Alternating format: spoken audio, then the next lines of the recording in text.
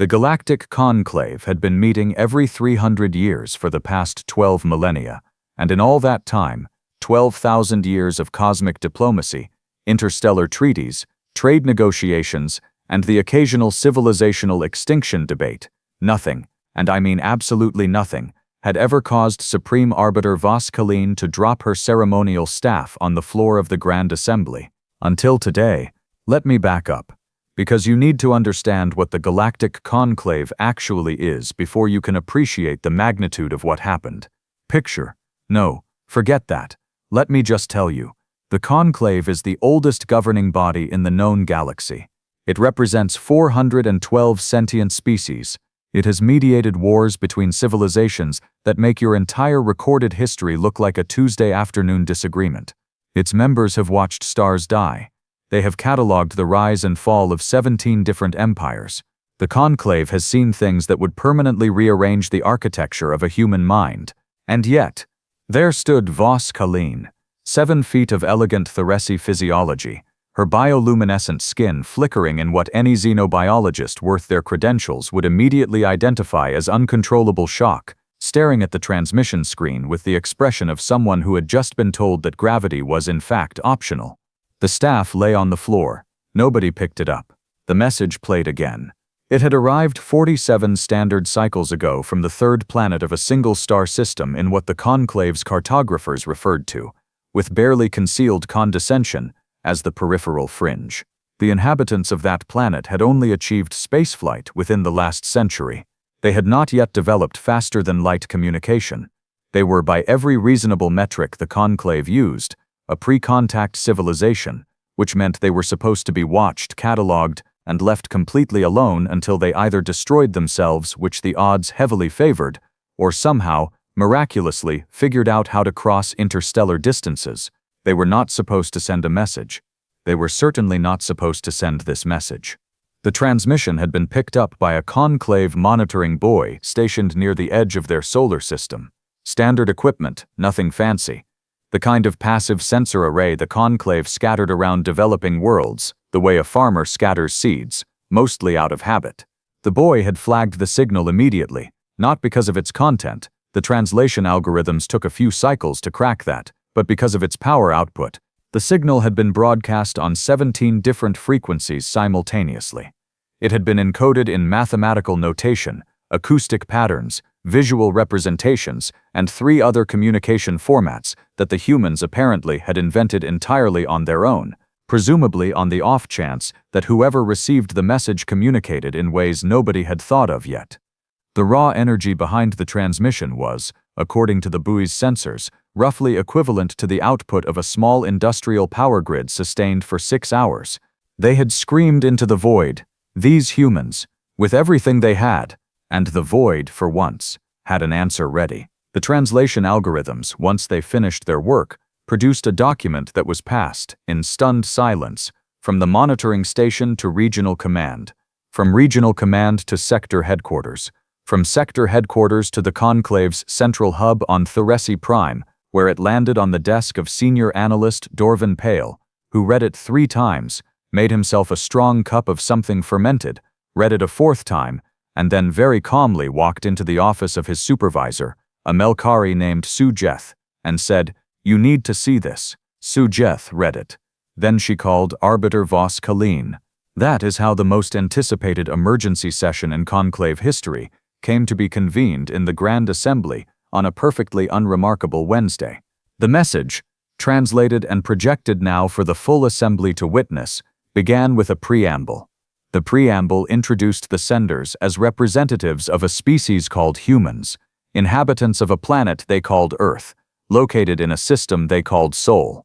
The preamble noted, with what the translation algorithms flagged as a tone of cautious optimism, that the humans had been looking at the stars for a very long time and had always suspected they were not alone. The preamble expressed hope that whoever was reading this was friendly. It expressed in the same breath the acknowledgement that whoever was reading this might not be friendly, and if that was the case, then the humans wanted to make something very clear before any hasty decisions were made. Dorvan Pale, seated in the analyst gallery above the main floor, watched 400 assembly delegates read that sentence and watched the room get very, very quiet. The message continued. It listed, in extraordinary detail, the full military and technological capacity of the human species. Not in vague terms, not in the kind of diplomatic language the conclave was used to, where everyone politely inflated their capabilities and everyone else politely deflated their assessment of those capabilities. And eventually a number was arrived at that was acceptable to everyone and true to no one. The humans had submitted figures, actual figures, production rates, weapons yields, fleet projections, population statistics, and a frankly alarming section regarding something they called improvised solutions, which the translation algorithms rendered with a note that the original term implied something closer to solutions arrived at through desperation, ingenuity, and an apparent cultural unwillingness to accept that a problem cannot be solved. Sujeth, watching from the senior staff observation deck, muttered something under her breath that Dorvin could not quite catch. He was fairly certain it was a prayer. The next section of the message was the part that had caused the staff to fall. It was not a threat. The humans were very careful to clarify that. They stated, plainly, that they did not wish for conflict. They stated that they were willing to engage in peaceful dialogue, cultural exchange, and cooperative endeavors. They expressed, with what the algorithms tagged as genuine sincerity, a deep curiosity about the universe and the other minds that might inhabit it. They spoke of philosophy and art and science. They mentioned that they had been writing stories about this moment for over a century, stories in which the first contact went badly, and stories in which it went beautifully, and that the writers of the beautiful ones had in aggregate always been more popular. That line caused a ripple of something through the assembly that Dorvin, in 23 years of conclave service, had never seen before. He was fairly sure it was something close to amusement, but the section that had done it, the section that had caused Voss-Kaleen's staff to introduce itself to the floor, was the postscript. A single paragraph, appended at the end of the message as though added as an afterthought, the way you might scribble a note at the bottom of a letter. It read, in translation, "We know you are out there. We have known for some time. Several of our independent researchers, working without government sanction, have reverse-engineered the navigation signals from your monitoring buoys and traced them back to their origin points. We are including those coordinates in this message as a courtesy, so you know that we know where to find you. We are not saying this as a threat. We are saying it because we believe honesty is a better foundation for a relationship than pretending. We look forward to your response. Please do not make us wait too long. We are by nature impatient." The coordinates were correct. Every single one of them. 37 monitoring buoys, scattered across the peripheral fringe over the last 2 centuries. Their positions considered so obscure, and their signals so carefully masked that the conclave's own archivists sometimes had to look them up. The humans had found all 37. They had listed them in order of installation date. Dorvin looked across the assembly floor at Arbiter Voss-Kaleen, who had still not picked up her staff, and thought, yes, I understand completely. The emergency session lasted 14 hours. The first 3 hours were spent largely in what Dorvin would diplomatically describe as collective processing. Less diplomatically, 400 of the galaxy's most powerful diplomatic minds sitting in complete silence staring at a wall, occasionally making small noises that their respective species used to indicate profound cognitive disruption. The Melkari delegation produced a faint harmonic hum. The Phrektian representatives, who communicated partly through color changes in their dorsal membranes, had gone a shade of pale gold that their cultural attaché later described as roughly equivalent to the human expression of someone who has just realized they left the oven on, except the oven is the size of a solar system. Voss-Kaleen eventually retrieved her staff. She held it in both hands for a long moment, the bioluminescence in her skin cycling slowly through blues and greens, the Theresi pattern for deep, deliberate thought. Then she called the session to order.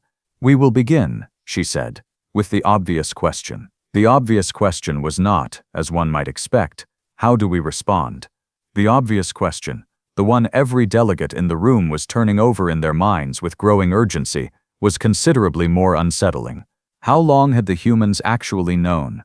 The message said several of our independent researchers, working without government sanction, which meant these were not official findings, which meant the human government, whatever form that took, and the conclave's files on human political structures were, Dorvin reflected, deeply inadequate. The human government had not sanctioned this work. Private individuals, acting on their own initiative, had cracked navigation signals that had been specifically engineered to be undetectable to pre-contact civilizations.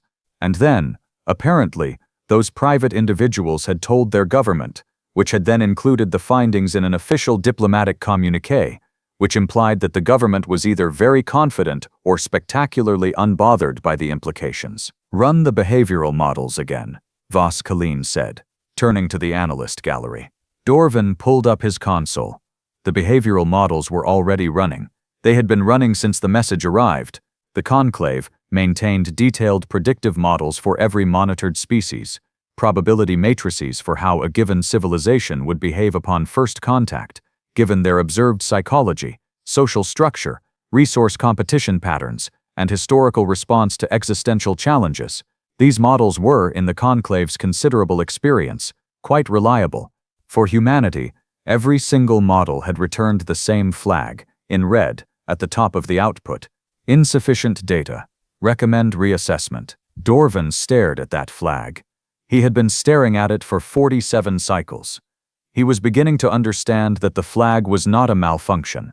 The flag was the model's way of saying, "We have never seen anything like this before, and we are not equipped to guess what they will do next." That was, in the long and storied history of conclave behavioral analysis, entirely unprecedented. The debate over how to respond lasted 11 days. 11 days, which sounds like a reasonable amount of time, until you consider that the Conclave had once resolved a war between two spacefaring civilizations, a war involving 12 inhabited planets, 3 contested star systems, and a biological weapon that had already sterilized 2 moons in 9 days. The humans, who had not even fired a single shot, who had simply sent a letter, had consumed more deliberative time than an active interstellar conflict. Delegate Prune Otal of the HFY Collective pointed this out on day 4. The room went quiet in a way that suggested everyone had already thought of it, and nobody particularly wanted to say it out loud. Dorvan spent those 11 days in the analyst gallery, drinking too much of the fermented thing Sujeth had introduced him to, and reading everything the Conclave's files contained about humanity. It was, he discovered, substantially less than he would have liked. The monitoring buoys collected atmospheric data, electromagnetic emissions, gravitational readings, the broad strokes of a civilization's fingerprint. They did not collect nuance. They did not collect the specific texture of a species' character. They did not tell you, for instance, why a civilization that had spent the better part of its recorded history in violent conflict with itself had, upon looking at the stars, decided that the correct response to potential alien contact was radical honesty delivered with the confidence of someone who has already run the numbers and likes their odds. He read their transmitted stories. The Conclave's linguistic division had compiled a translated archive, fiction, mostly, the stories the humans had been telling themselves about this exact moment. Dorvan read them in the dim light of his console late into the night cycles, and somewhere around the 300 pages he developed a sensation he could not immediately name. It took him until morning to identify it. He was impressed, not by the technology, not by the signal cracking or the buoy coordinates or the frankly audacious postscript. He was impressed by the fact that these people had been afraid, genuinely, deeply afraid. Their stories made that perfectly clear. Centuries of stories about monsters coming from the sky and civilizations ground to dust, and they had sent the message anyway. They had looked at the darkness between stars, acknowledged that something enormous and unknown might be looking back, and decided that the right move was to introduce themselves and mention, almost casually, that they had done their homework. There was a word for that in Narration. Voss-Kaleen used it on day 7, when the debate had finally moved from what are they to what do we do about them. The word translated roughly as courageously unreasonable. It was not entirely a compliment. It was not entirely not one either. The response, when it was finally drafted, approved, amended 17 times, reapproved, subjected to a linguistic review that itself took 2 days, and transmitted, was the most carefully worded document the Conclave had produced in 4 centuries. Dorvan had seen drafts, early drafts. The first draft had been 12,000 words long. The final draft was 462. The humans received it 11 days after transmission. Dorvan was in the monitoring station when the confirmation came through. They had received it, they had decoded it within hours, and their response had been sent within a day. One day. The Conclave had taken 11 days to compose a greeting, and the humans had replied in one, which told Dorvan something about the relative pace at which each party was operating, and quietly suggested that the Conclave should probably move faster going forward. The human response was warm. Professionally warm, carefully warm. The warmth of people who were containing something much larger and had decided that this was not yet the moment to release it. They expressed gratitude for the contact. They acknowledged the unprecedented nature of the situation. They proposed a meeting. Not a message exchange. A meeting, in person. Representatives, they said. They were prepared to send representatives. They listed 3 candidate envoys with brief biographical summaries. A diplomat named Yara Fenwick, described as experienced in high-stakes negotiation. A scientist named Omar Sal, described as the leading human expert in xenobiology, which Dorvan found charming, since up until 47 cycles ago xenobiology had been for humanity an entirely theoretical discipline, and a third individual who was not a diplomat or a scientist, but was identified simply as Corporal Ines Tavora, military liaison, included because, the message noted with characteristic human candor, we feel it would be dishonest to pretend we are not also thinking about security. Voss-Kaleen read the 3 names. She was quiet for a very long moment. Then she said, with the slow deliberation of someone arriving at a conclusion they had been avoiding, "They are not afraid of us." It was not a complaint. It was closer to a recalibration. Because the standard model, the model the Conclave had used for 11,000 years of first contact situations with civilizations that were not yet spacefaring, was built entirely on a foundation of asymmetric awe. The pre-contact species, upon learning they were not alone, would experience a period of existential adjustment ranging from several decades to several centuries. During this period, the Conclave would carefully manage the flow of information, introducing concepts gradually, maintaining a position of calm authority, guiding the younger civilization toward integration the way you might guide a nervous child across a busy street. Humanity had not read the script. Humanity had reverse-engineered the script, identified its authorship, found the addresses of its authors, written their own version, and submitted it for consideration. The meeting was approved. It took place, by mutual agreement, at a neutral point, a conclave waystation positioned at the edge of the human solar system, close enough to Earth that the humans could reach it in a manageable transit time with their current propulsion technology. The conclave sent a delegation of 9, led by Voss-Kaleen herself, which was either an honor or a precaution. Dorvan suspected it was both. He was included as senior analyst, primarily because Sujeth told him he had earned it, and partly he suspected because his 11 days of reading human fiction had made him the closest thing the conclave had to someone who understood what they were walking into. He was not sure he understood. He was increasingly sure that no one did. The human shuttle docked with a precision that made the conclave's docking technicians exchange glances. It was a small craft, utilitarian, the kind of vessel you built when your goal was function rather than impression, and yet the approach had been flawless.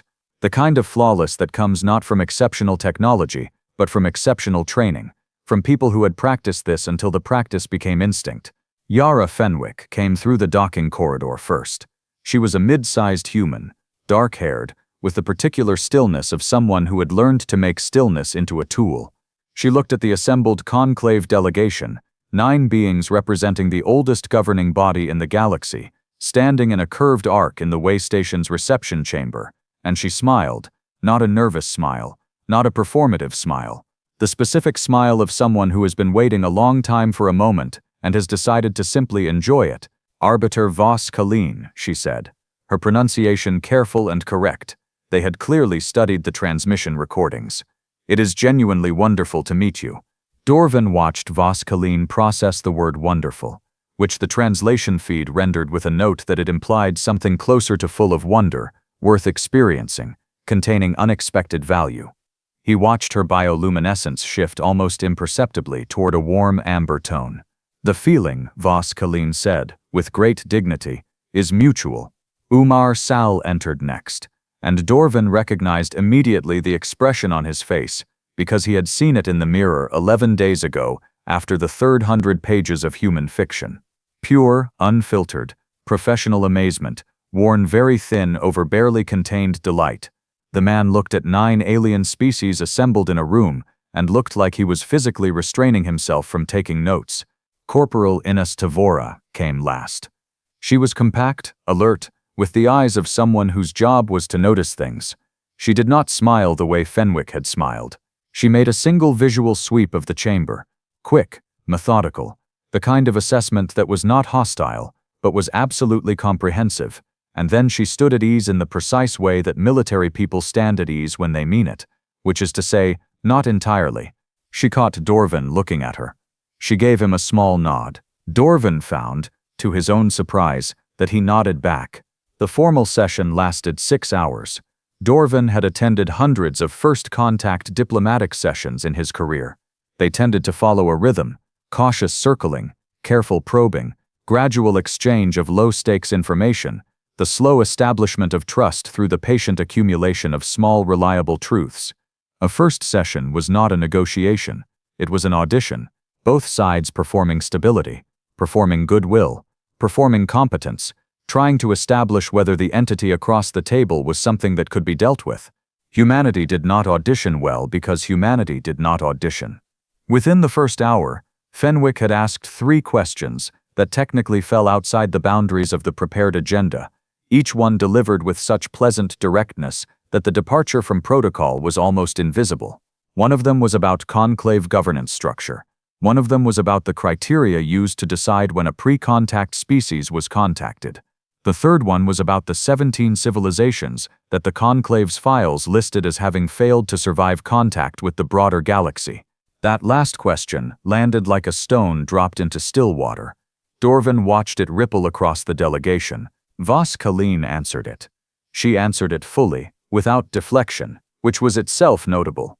The standard response to that question in a first session was a careful redirect. But Voss-Kaleen had apparently made a decision somewhere between the staff dropping and this moment, and the decision was that the standard playbook was not going to serve anyone here. 17 civilizations, she told them. 17 across 12,000 years. Various causes, resource conflicts that escalated past containment, ideological incompatibility with integration, and in 4 cases, civilizations that had encountered the broader galaxy and experienced a kind of collective existential collapse, a species-wide inability to reconcile their previous understanding of themselves with what they had learned. Fenwick listened. Saul listened. Tavora listened. Then Fenwick said, very quietly, "We wrote stories about that too." Another ripple through the delegation. Dorvin, watching, thought, yes, they did. He had read them. Dozens of them.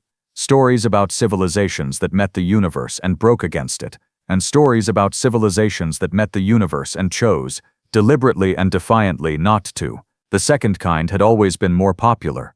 We found them instructive, Fenwick added. Voss-Kaleen was quiet for a moment, that stretched just long enough to become significant. Then she said, "I think perhaps you have been preparing for this conversation longer than we have." Fenwick smiled again. "We've been preparing for this conversation since we first looked up." The session ended with something the Conclave's protocol team would later spend weeks arguing about how to classify. It was not a treaty. It was not a framework agreement. It was not even a formal memorandum of understanding. It was technically a shared meal. Humans and representatives of 9 conclave species eating together in the way station's small commissary, because Saul had apparently brought food and had asked, with the specific enthusiasm of a man who had spent his career theorizing about this exact moment, if anyone would like to try some. 3 delegates declined. 6 did not. Dorvin ate something called a date, which was small, sweet, slightly wrinkled, and came from a tree. Tavora handed it to him personally and watched his reaction with the focused attention of someone collecting data. He told her it was remarkable. She said most humans would agree with him, and then told him in precise and specific terms exactly how many of Earth's species could kill him if he encountered them in the wild. He was not certain whether this was a warning or a boast.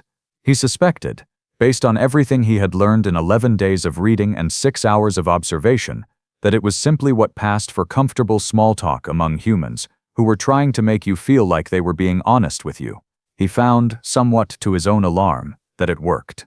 On the shuttle back to Theresi Prime, Voss-Kaleen sat in silence for a long time. Dorvan sat across from her, reviewing his notes, not speaking, because he had learned over 23 years to recognize when Voss-Kaleen was processing and when she was ready to talk. Eventually, she spoke. 73 years, she said. That is how long they have been intercepting our buoy signals without reporting it officially. Dorvan nodded. The timeline had come out during the session, gently extracted by Saul with the cheerful precision of someone who had decided that accuracy mattered more than diplomacy. 73 years, she repeated. They knew we were watching, they let us watch, and they spent 73 years deciding exactly what they wanted to say when the time came. The postscript, Dorvan said. The postscript, she agreed. The postscript had not been an afterthought. Dorvan had suspected it for days. Fenwick had confirmed it in the third hour of the session, with the specific smile of someone revealing a card they have been holding very patiently. The postscript had been the most carefully written section of the entire message.